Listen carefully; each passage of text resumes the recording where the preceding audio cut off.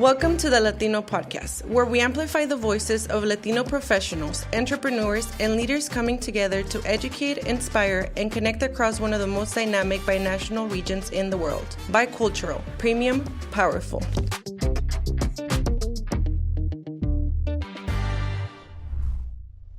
It's Attorney John Gomez. Welcome to another episode of the Lawtino, where we discuss law and the Latino community. We invite judges, lawyers, politicians, community leaders to all come together to discuss issues that affect our communities and affect our region, that is the border region.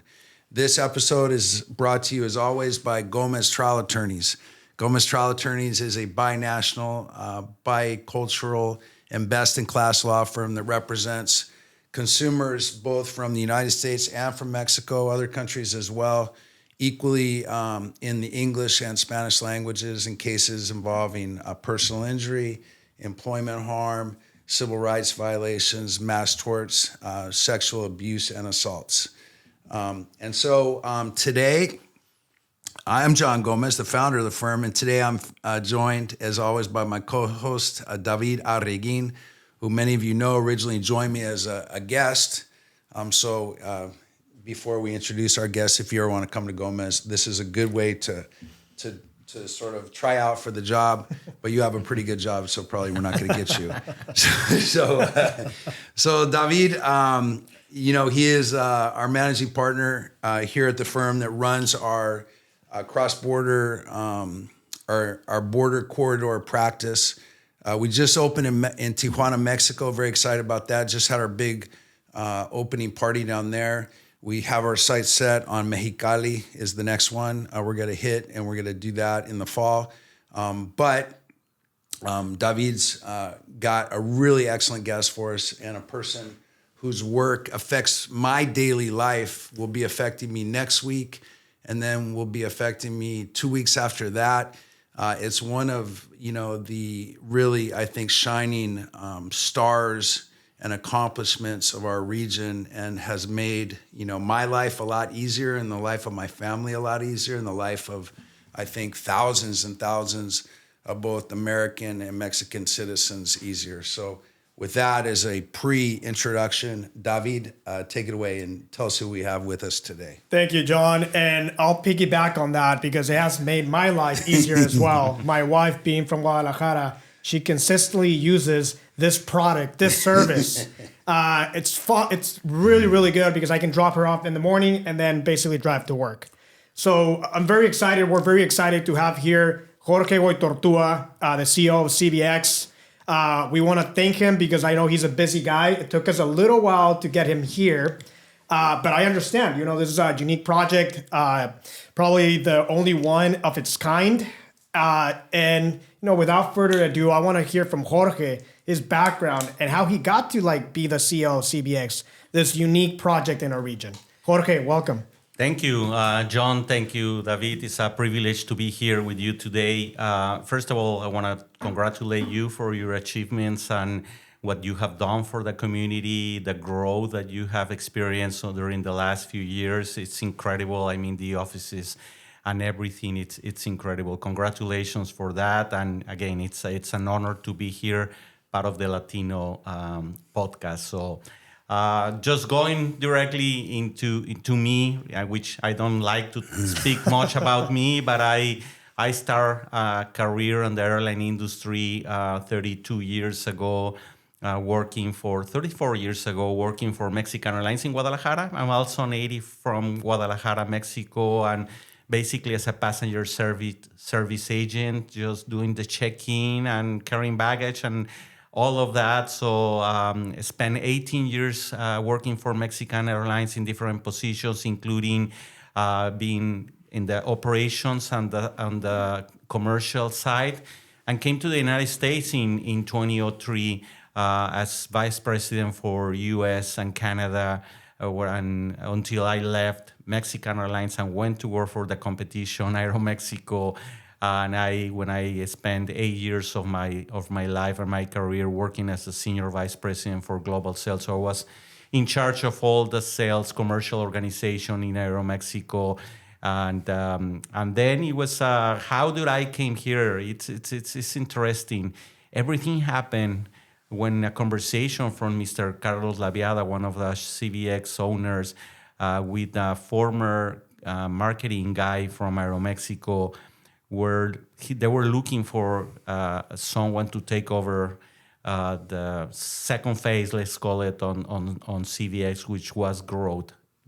The company was already operating, permits were done, so they were looking for someone with a commercial experience, airline background, knowledge of the border, U.S. and Mexican citizenship, able to work and to understand that community. And when he was explaining everything to Alfonso, the guy who recommends me, he say, well, the person you're looking is Jorge Goytortúa, right? And the rest is history, right? I came to CBX in 2018, and I have the privilege to run the company for a little bit more than 8 years. And I'm really, really proud of what we have achieved and the incredible impact of this company.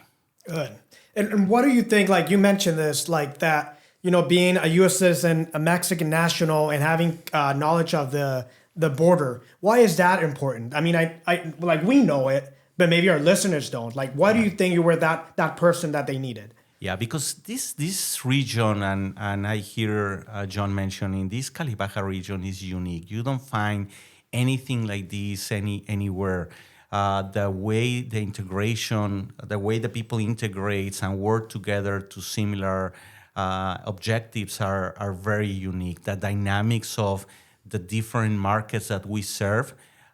By instance, CBX was first very focused on Mexican origin people living in the United States, basically in Southern California, who we call VFR market, visit friends and relatives, who typically travel 2 to 3 times a year to visit their relatives. There's a Mexican slang, say, la sangre llama, blood call you, right? And people likes to visit their relatives, but there was really no U.S. leisure market traveling to Mexico through Tijuana. People were quite afraid of crossing the border and using Tijuana International Airport. So this was one of the beauty of this project, being able to stimulate new markets, new demand. And as a result of that, the Tijuana Airport has grown about 12% on average component annual growth since CBX was open. Picture that Tijuana was serving in 2015 when CBX opened 4.8 million users and has already reached 13 million users. So really has triplicated the number of users among these years. So that's the impact that CBX has brought into the business side, and of course with that it comes a lot of benefits for the community. So again, really proud of, and I think you mentioned very well, David is one of his kinds, right? There's nothing similar than CBX in the world, so we're very proud of it. Just because we do have listeners from all over the country that may not even know what CBX is. And so, CBX is short for Cross Border Xpress. And, as being part of the second group that you said, Americans that go down to Mexico, my understanding is that, in San Diego, on this side, on the U.S. side, I can get a direct flight to Cabo San Lucas, I think. I think maybe to Puerto Vallarta. And I can sometimes go direct to Mexico City, but often I'm going through somewhere. Mm-hmm. And that's about it, I think. But now, I'm not stealing your thunder, but now I can go down there and I can go anywhere in Mexico. Correct. Through that Tijuana airport. And for me, it's easier than traveling through San Diego, especially coming back and clearing customs and all those things. Yeah. So what is CBX? So CBX is a U.S. facility. What we like to call this the U.S. terminal, the San Diego terminal, airport terminal for the Tijuana International Airport. which is connected through a 390 feet long bridge. As you mentioned, has really served both communities and able to stimulate the market. Very, very easy. You arrive into our San Diego terminal. We make sure you have the right documents to enter Mexico, and within 5 minutes you're already in Mexico, which crossing this bridge is also a very unique experience. You not very often has the opportunity to step between two steps being in two countries, right? So and you have flags. And we have flags. We so have you a know. photo opportunity. So people love it.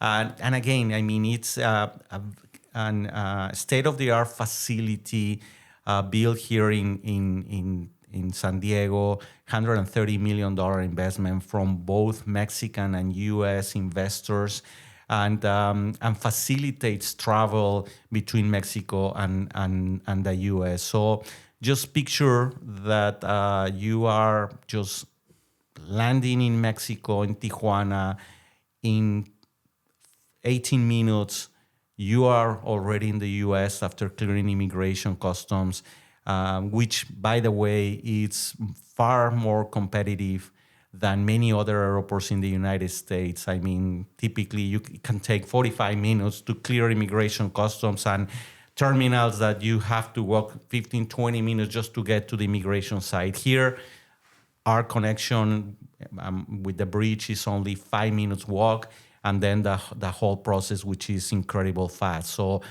again, one of its kind facility, and a project that has really transformed the way of travel between California and Mexico. Yeah, and then touching on that, when you talk about the 5-minute border wait, like I recently experienced something new. I was not familiar with this. Like I have Sentry, but then they gave me a blue card. I'm like, what nobody even talks to you. Right, like what is that? and then you give them their Sentry, but then ultimately you get the blue card, you just get a photo taken, and then you go across. You don't even talk to anybody. I had never seen that. You don't have to talk to a CBP officer. I'm assuming like you guys came up with that idea to try to expedite the process, right? Yeah, so one of the beauties of my job, and something that we're very proud as a team, as a company, to make is we have become a laboratory for innovation. I mean, during these years, we have gained the trust of U.S. and Mexican authorities by having the most secure border between Mexico and the U.S., right? So with that in mind, we've been working with CBP on how to expedite the crossing. I would say that a few years ago, everything was manual. The technology was not in place. If you needed to come to the United States as a Mexican, you need then to have, first of all, a primary inspection, and then go to secondary to get your 1994 permit. For U.S. citizens was just regular border crossing. So this process that you are talking about, David, is called EPP. So a few years ago, we implemented something that is called Safe Arrivals, the first land border to implement that process, and just recently implement enhanced passenger processing, which is facial comparison, biometric technology, that what we do in Tijuana before crossing to the United States, you scan your passport with your CBX ticket and boarding pass, because we need to remember our audience that CBX is only meant for passengers who has a ticket to arrive or depart from Tijuana Airport. So you scan your passport. CBX is able to build a gallery within 3 to 4 minutes.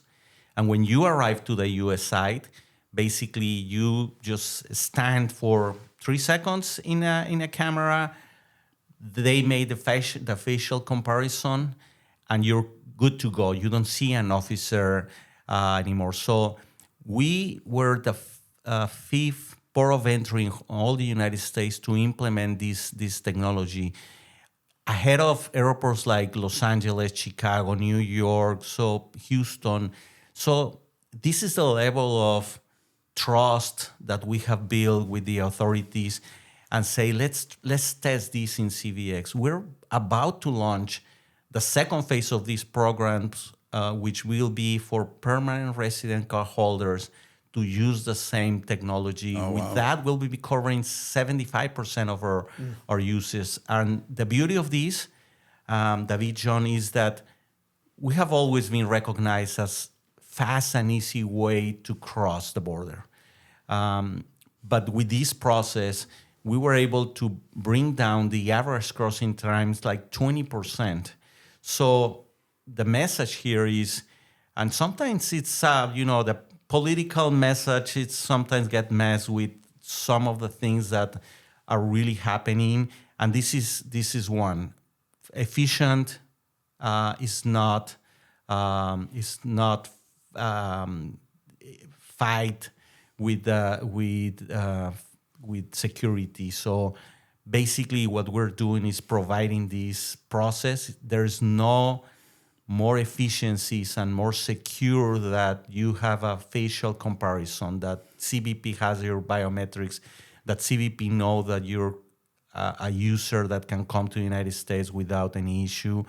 And that is a message, and I think Joaquin from Smart Border Coalition mentioned that in a previous podcast. I mean, the authorities are really looking to have legal travelers to the United States and stimulate that type of travel and that type of crossing. So again, very, very, very proud of this achievement, and especially what is coming. So and I-94 for if you're a transfronterizo, you know that how difficult and how much time can take you to get an I-94 permit if you're traveling beyond 25 miles. We were able to change that process. We help you in the Tijuana side to process your permit, and when you arrive to the primary booth, you already have pre-approved permit, and the official there grants you to travel beyond 25 miles. Oh, wow. So again, these type of efficiencies the and Disney innovation. The Disney visa, yeah. Exactly. So it's perfect. That's funny that you call it a Disney visa. I feel like that's mostly what people use it for. Yeah, absolutely. Or just Los Angeles. Oh, Los Angeles. Yeah. Well, it's interesting. Not only the Mexicans and Latinos that use CVX goes to San Diego region. Mostly they go to Los Angeles, and again, one of the beauties of this project, this company, is that we've been able to stimulate the markets and generate demand to travel to San Diego, spend a few days here, going to LA, and even just go back and spend some time in Guadalupe Valley. So right. I mean, those are the kind of benefits that this project has brought to the region. Right.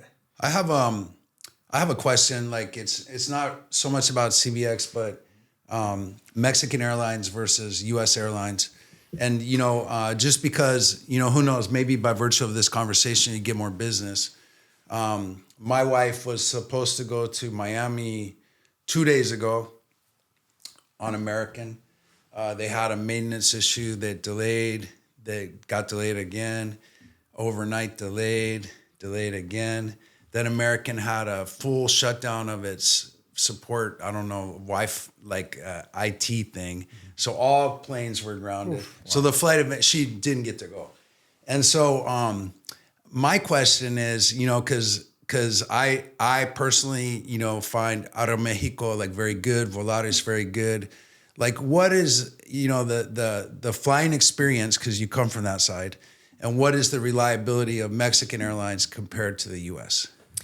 I would say that we have basically four main carriers in Mexico, Aeromexico being the global airline who travel overseas, but two low-cost carriers who are extremely efficient. Again, Aeromexico has been recognized as the best in on-time performance by Cirium, who measures all the airlines in the world. Oh, wow. And has some very, very unique product, premier class, and very superior service. But the two low-cost carriers are very different of what we see in the United States, right? And I can talk about Spirit, who unfortunately went out of business, and that it was quite of an experience traveling with an LCC in the United States. Both Mexican carriers, Volaris and Viva, are extremely well-run airlines. They have very experienced people, very high standards of maintenance and customer satisfaction. So I think it's a great benefit that we have. And honestly, CVX is the perfect component, the perfect complement to that, because John, you can save up to 40% on your travel cost if you're using just CVX. Why? Because if you're flying to Mexico or Latin America, it's a domestic flight, first of all.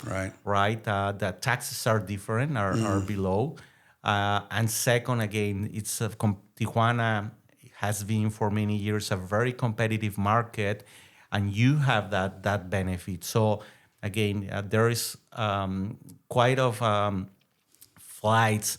Almost 38 domestic destinations in Mexico are connected.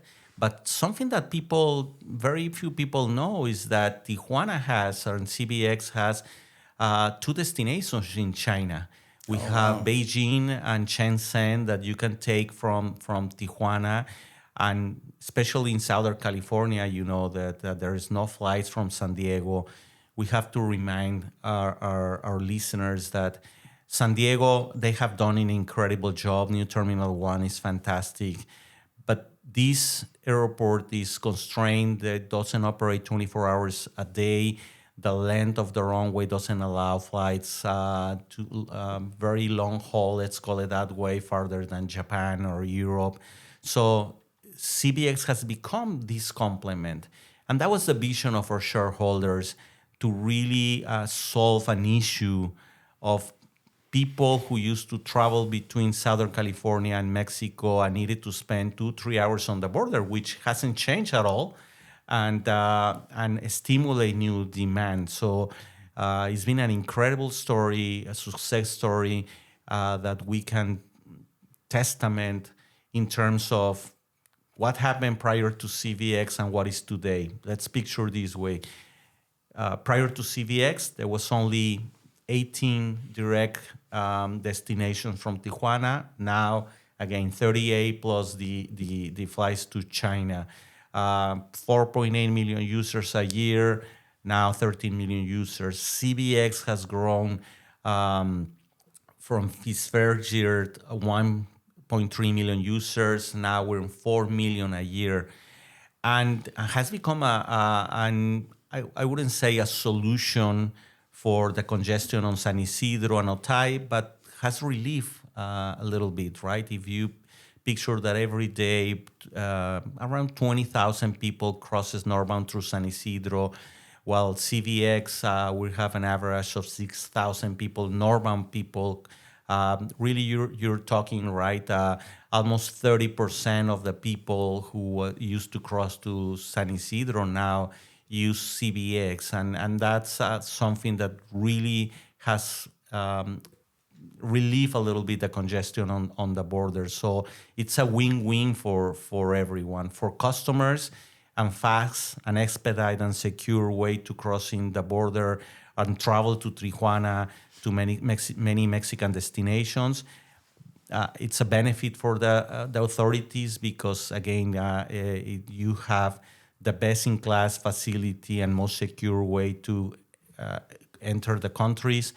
And so it's a win-win for everyone. Of course, our customers, people like you, are really happy with the way this experience meant. And Jorge, backtracking, you mentioned solving the issue and then understanding the need. Like backtracking, like how did the idea come about? Like who came up with the idea? How did the conversation started? And just to give you my experience, like I remember hearing about it. I'm like, no, I don't think that's gonna happen. It's impossible. And then also seeing it come to life, I'm assuming there were also some obstacles. So I just want to know, like, how did the idea come about? and what were the obstacles to actually achieve this? Yeah, thank you, David, for the question. I'll start saying that, again, understanding the constraints that San Diego Airport has, right, which cannot grow. There's no way to expand the runway or build another runway. San Diego being the most busiest airport in the United States with a single runway. People were 30 years ago were looking in options, right? What to do, what are we gonna do to expand the connectivity in the region, because air connectivity is crucial to the development of the regions. And there was many projects and explore moving San Diego Airport to Miramar and other places. And of course, being San Diego being probably the most strategic region for the military, none of those projects were able to go live. So there was a project about having a binational airport, but again, did not go through. Few years ago, when a group of Mexican investors took over the concession of the airports in Mexico, Tijuana Airport was granted to Grupo Aeroportuario del Pacífico, GAP, which was led by Carlos Laviada, Laura Diez Barroso, Don Juan Gallardo, and Eduardo Sanchez Navarro, Mexican entrepreneurs, with the Spanish AENA. And they were pretty well. Carlos and Laura come often, and since Laura has been a child, used to come to San Diego and spend the summer here. So she was pretty aware, as well as Carlos, about the problems in the border.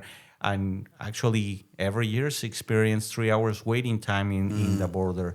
So when they come to Tijuana, the first time when they granted the concession, they were on the control tower of the Tijuana International Airport. They turned around, they were looking the runway in Tijuana. They turned around and saw the land on the other side of the border, divided by the wall, a small wall at that time.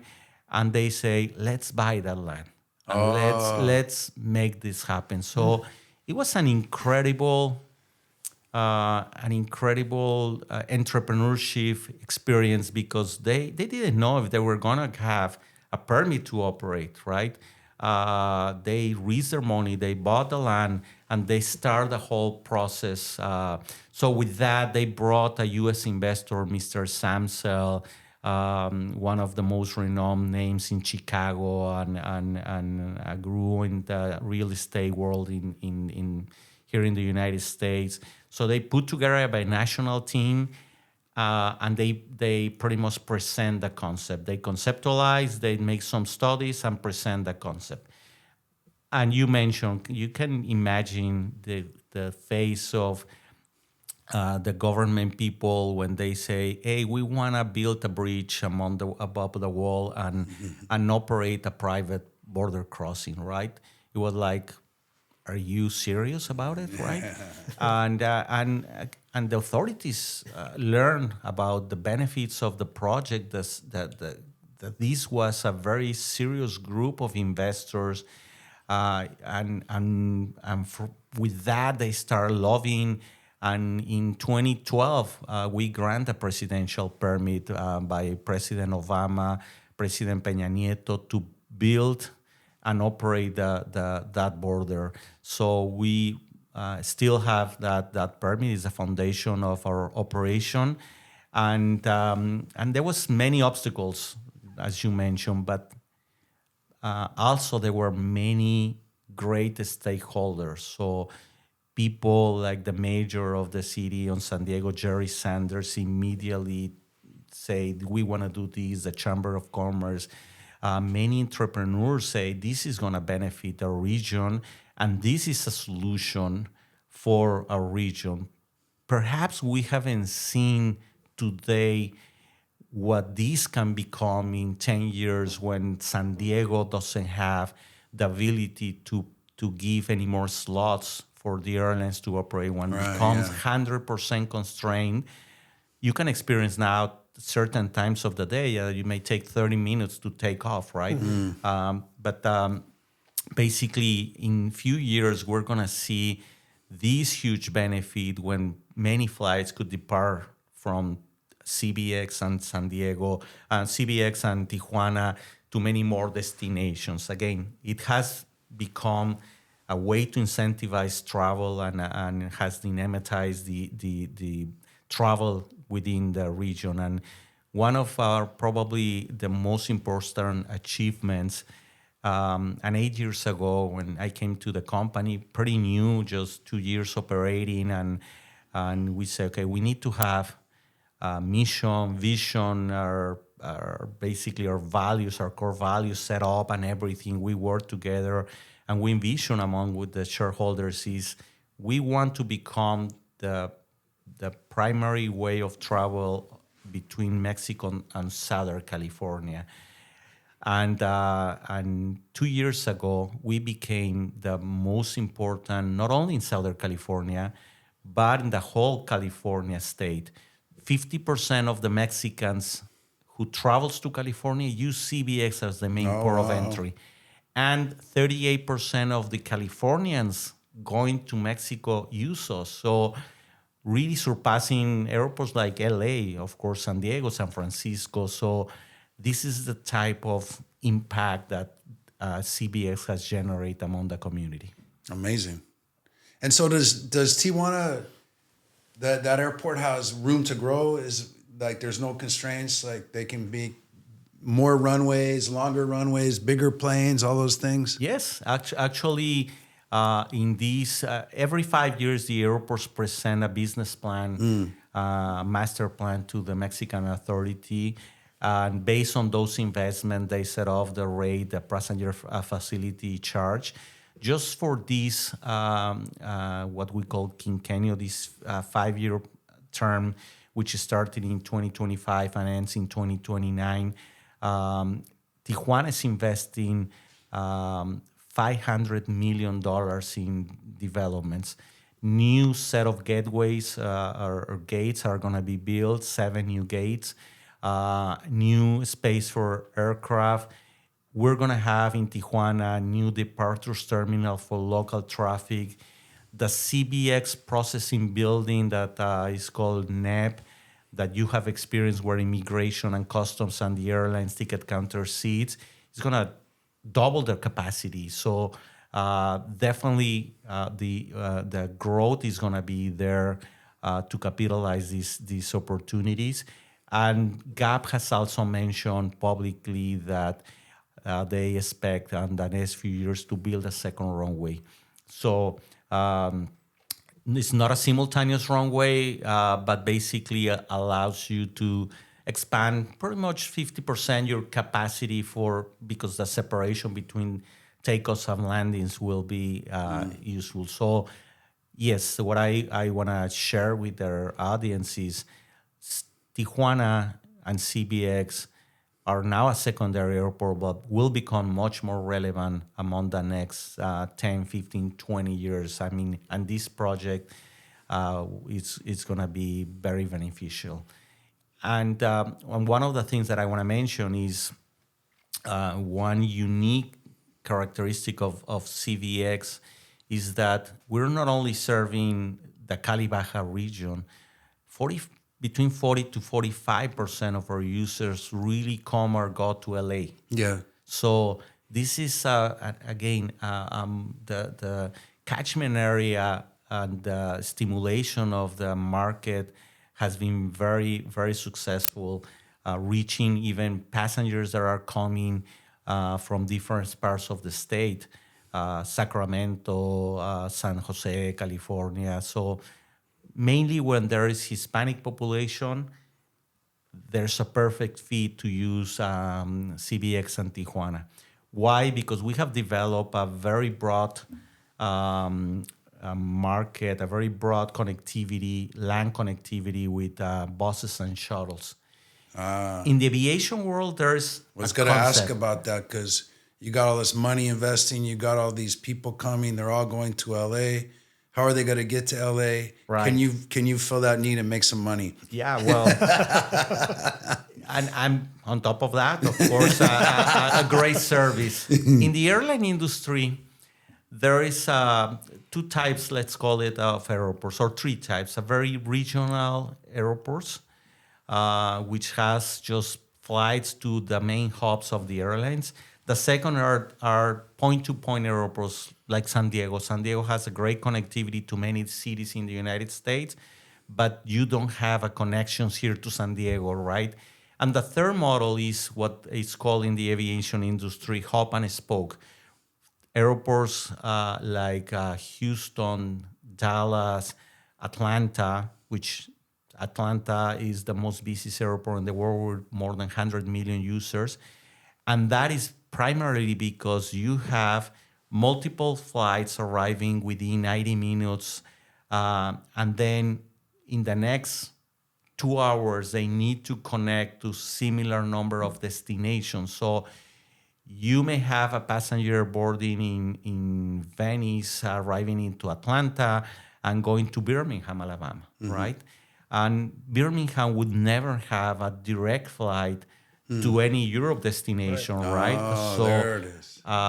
So that model is called hub and spoke, and that's the way these airports have grown, and the airlines has developed a network on as a company. Here at CVX, what we have done is using the number of flights and the arrival times of the flights, which typically are, we have between 8 a.m. to 10 a.m., many flights arriving from many destinations in Mexico, another one in the afternoon and one at night. And then we connect them to 50 locations within California. So you want to travel between El Monte, California to Guadalajara, Mexico, right? You take a bus from El Monte, and then in CVX, will arrive to CVX, cross the border, and take a flight to Guadalajara. So this is called a multimodal hub. Yes. And again, it's something very unique. In Europe, there is some similar model, but mainly by train, right? When you have this service, which is very efficient. So we have developed that, and again, connecting our region, very interesting. Not only to California, you'll be surprised that we have bus frequencies to Nevada, basically to Las Vegas. You can go from CVX to El Paso, to Phoenix, and in Arizona, Phoenix, Tucson. So again, this is a very, very unique model, ground and air connectivity.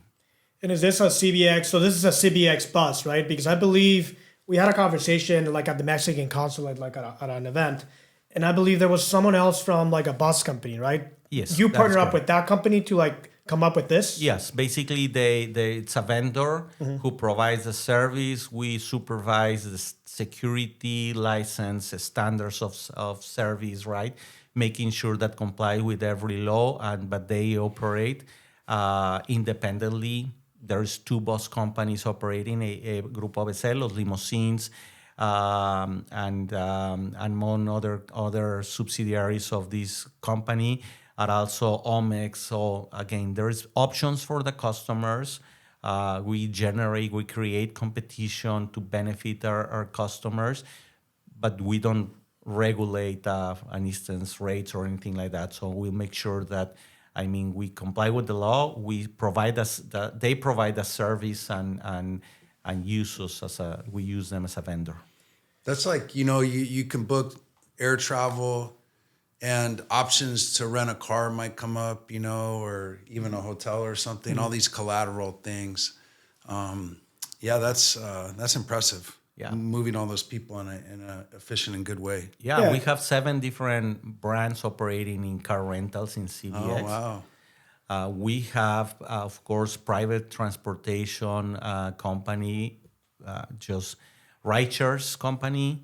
We have ground transportation, and we have the taxi. So options to our customers are important for us, and they can choose what to do. Or we have, of course,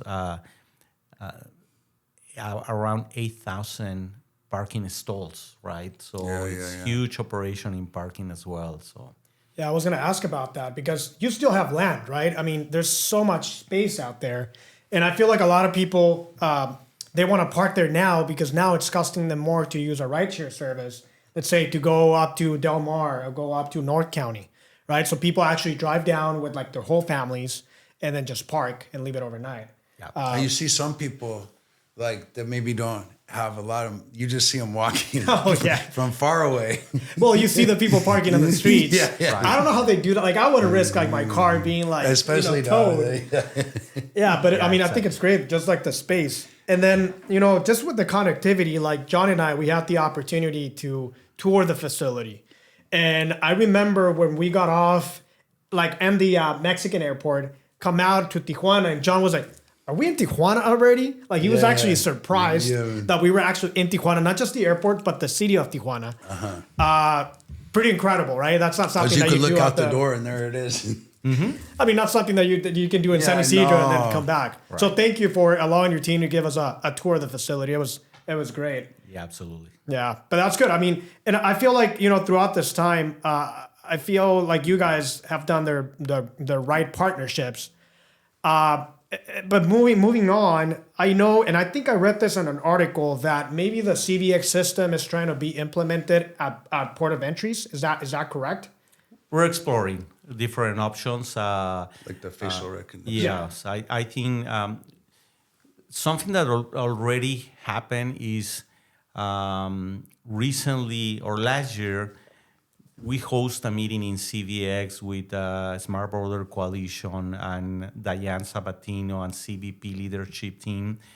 And basically, Rafael Fernandez de Castro, who runs the U.S.-Mexico Center of Studies, approached Ms. Sabatino because for those who doesn't are from this region, they don't know that there is a new beautiful project to integrate the universities of Tijuana with the U.S. And there's many people working on this fact, right? Many people cross the border to come to study to high school or universities, right? This is a very unique dynamic in the region. So Rafa approach to Ms. Sabatino and say, can we do something to benefit these students that they cross every day?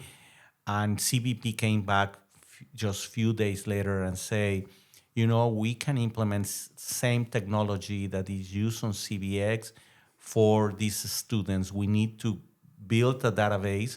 We need to know who and when are they gonna come to the U.S. And with that, having that information, boom, we can do it. So this program is already in place. Very, very proud that this project was conceptualized or this new innovation and way to cross the border was following what we did in CVX. And amazing. And again, I think part of our responsibility as a Latino leader is what do we do to impact the lives of the community, right? And again, I represent CBX, but I think my responsibility goes beyond. And again, making impact for our community is something that is just priceless. Yeah, thank you for doing that. We have a lot of one of my boys goes to St. Augustine High School. I don't know if you've heard of that. So he has a lot of classmates that come up, and so I'm sure they're very grateful to you for that. And so, again, I'm always using this as I like to sell things. So I'm selling the concept of CBX to all these gringos that are scared to fly out of TJ. We've heard better on-time performance, 40% savings, faster coming and going. And I have to say the food's pretty good too. The terminals are nice, really nice food, nice restaurants, like super clean, super fast, not too crowded. So talk to us about kind of the customer experience. Yeah, definitely. I mean, Grupo Aeroportuario del Pacífico has transformed Oh, and you the get, airport. for all you Americans, right when you walk in, you got a Starbucks, right? Absolutely. Oh, that's right. Yeah. Which, if you allow me, I'll share the story of Okay. this Starbucks on CBX. Just again, as we, the shareholders, got a tough job convincing about the feasibility of this project. Management has the same issue, right, to bring companies to operate. We needed to offer this service. But 10 years ago, nobody believed in this project, right? Are these guys crazy? Is this really going to happen? Is the authorities going to allow to really operate? So when finally we were about to open, the previous CEO reached out and to different companies and say, "Come, we need food and beverage option, we need ground transportation, we need," and there was everyone closed the door. So one of the companies that we reached out was Starbucks, right? And Starbucks say, "No, there's impossible. I'm not going there." But you can purchase a franchise, right? You can be a franchise of a Starbucks. And our shareholders didn't doubt and say, "Let's do that. Let's operate and do and become a franchise of a Starbucks." So we own that franchise. Oh, good for you guys. And It's always busy. well, it's always busy. Has gained for 3 years in a row top 3 in customer satisfaction No way. in the hospitality region, and has become on the top 20 in sales as single location in the whole western No of the way. U.S. and Canada, Aye, right? aye, So aye. so They're it's- like, "Oh, we should have gone." exactly. I guess these shareholders do have a They're vision. pretty smart, yeah. Yeah. Exactly. So again, options as well. We still have when you come back to the U.S. after spending 3.5 hours on the plane and crossing immediately to the U.S., we have food and beverage options. And in Tijuana, when you are leaving the U.S. and prior to take your flight, the Tijuana airport has had a huge transformation. If anyone listening remembers Tijuana Airport 15, 20 years ago on what is today, I think the transformation, the investment that the shareholders has made is incredible. So as you say, there is many different options to food and beverage, many stores, and really the airports around the world has become a destination, right?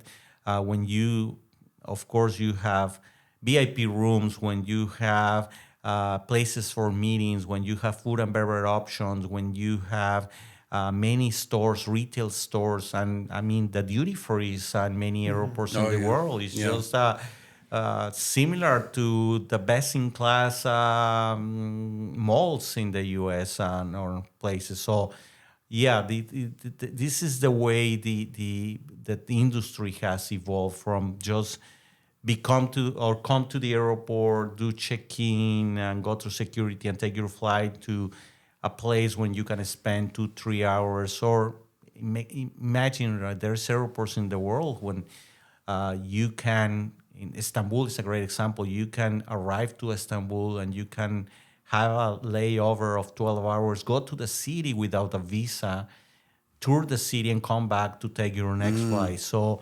again, the industry has evolved very, very positive, and definitely in CBX in Tijuana, people will see this transformation in the next coming years. Do you feel like CBX had an influence? Of course, I mean, I assume they had an influence, and did they push to have the Tijuana airport renovated? Because I know it needed the help, right? So I'm assuming like CBX had a lot to do with it. Yeah, very important role. Again, I mean, and 34 years ago, when I started my career in Mexicana, I mentioned this earlier. When I was doing check-in for those passengers coming to Tijuana, I was very surprised on the ticket slips to see people coming from Oregon, from Idaho, from, of course, Washington, Nevada. So Tijuana has been an airport with influence of Mexican first, second generation who take their flight out of Tijuana. But Mexican leisure high-end customers who wanted to come to a vacation, they won't take Tijuana as an option and spend 3 hours in the border, right? Neither the U.S. travelers who didn't know that Tijuana was offering this service and they wanted to explore Mexican destination, they would never use Tijuana. So CBX has been a project that really complement the demand that it was there, stimulate new markets, and has been again win-win for the airlines, for the authorities, because the security piece, the taxes that are collected among these travelers, and of course the private and public entrepreneurship has been very, very important as well. Good. That's a lot of crossers through that border. The numbers are like big. Yeah, it's giving us ideas, John. Let's see what happens. Let's see what happens. A ver qué pasa. Tal vez una oficina allá. Maybe an office right next to the Starbucks. right when you cross that bridge, and you get to the U.S. side, it's just us in a little booth. There you go. Welcoming people from Mexico. Right. Good. Oh, I think that's great. Just the visibility, how many people are crossing, and then how it really like fixes our daily lives on going to Mexico, you know? Makes it so much easier. Yeah, but I feel like a lot of people don't understand the concept, especially people that are not from here. Because I got to explain it to a lot of people. Right. That's why I wanted to like talk a little bit about it, you know, what it looks like, you know, and how it helps and what the advantages are. Like, I think it should be a model, you know, obviously for anyone. And, you know, I think the lucky thing was when those guys turned around in that tower, they could see like the airport was right on the border. Yeah. They're like, oh, this is perfect. Exactly. You know? Exactly. Yeah, it's a great example of, again, entrepreneurship, vision, risking their money. I mean, who at that moment thought, I mean, this is going to be feasible. This is going to, first of all, be approved and then become a feasible project. So, yeah, it's a great example. And has become really a symbol of innovation and collaboration among U.S. and Mexico. No, we typically hear all the issues that happens between the two governments, and the immigration issue as well. But we'd rather hear success stories and again, Century 25 years ago. Now CBX. This is the kind of things that should make us very, very proud of what it can be achieved with collaboration among the two countries. So, yeah, very, very proud of it. Agreed. Congratulations for your part in it. Really important part. And thank you for your leadership. Thank you, John, for making our lives easier. Yeah, and for our listeners, you know, we'll be touring the CBX facility again now with Jorge. And hopefully with the help of Rudy, like our guy, we'll be able to document it so that people understand how fast it is, what the process is coming down and coming back. So that people actually visualize it. You know? Oh, yeah. And the light and everybody speaks English. The lines are the lines are like not long. Right. It makes like, you know, U.S. airports, not to, you know, we love our U.S. airports, but like it is way, way easier across the board. Definitely. And something that, if you allow me, that I would like to add is this is not only about being a business, a profitable business, or impact the way people travels. We have a very deep community and social responsibility in the company. We support 7 different campaigns during the year to benefit different causes. So from health, education, hunger. So every year we support different organizations.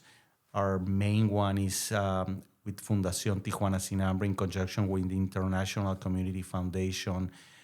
We donate around $120,000 a year for Fundación Tijuana Sin Hambre, who serves warm meals to 3,000 people a day. So again, this is probably one of the things that make me more proud of the company.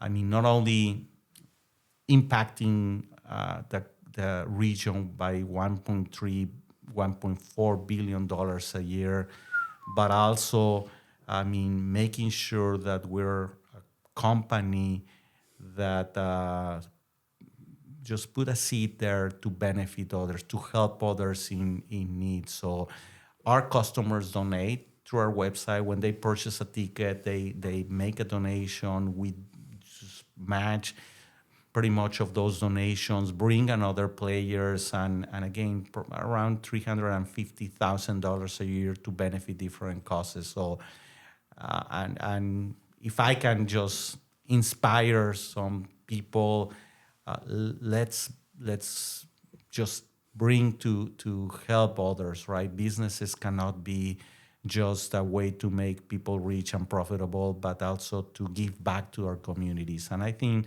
this is something that really I feel very proud of it. So good. So that's what my wife is donating every time I buy the ticket. I'm like, no wonder. I see like an extra charge there. I'm like, okay. Right. Oh, it's good to know that it's going to a good cause. it's going to a good Now cause. you know, increase your giving because they're matching. Yeah, exactly. Yeah. Good. Yeah, that's incredible. I didn't know you guys participated with Fundación. Yeah. I know that they have that gala coming up. Yeah. They reach out to us. So Right. we'll keep chatting with them. But that's good. We'll see a friendly face if we go up. Yeah, we'll see you over there. Yeah. Absolutely. Although we won't use well, maybe we can use CBX door. Now, well, this kind of wraps it up. You know, we've been going for about an hour, and so we like to end the podcast with, you know, we want you to put on your creative hat and think about. There's have you ever heard of the Cracks podcast with Oso Trava? Have you ever heard of him? Yeah, absolutely. Yeah, so he's at the end, he always says to his guests, you know, if you could write words in the sky for millions of people to read, you know, what message would you choose to give to others? I will say just innovation and supporting people. It's a great cause and gives a lot of benefit to people, right? So don't stop believing, just like the song, but just get a dream, picture that, go for it, and again, be humble. Remember to serve others, and that's the best thing you can do, right? So again, I like to lead by example, and inspire others.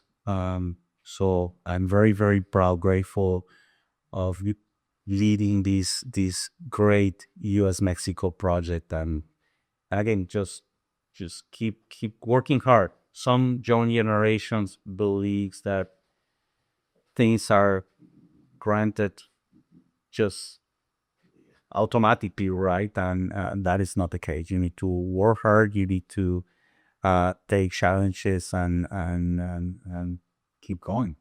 Thank you so much. Totally agree. Well said. And, you know, you emulate everything that you just said. So thank you for being an amazing guest. Thank you, David, as always, for being a co-host. Thank you, John. Thank you, Jorge. My pleasure. This will wrap up this episode of the Lawtino. If you like us, if you like what you heard, like us, follow us, share with friends, and we'll keep talking to leaders and keep exploring this incredible, dynamic relationship that we have among our Latino community and our CaliBaja and our bicultural and binational, community. So with that, thanks again, and signing off.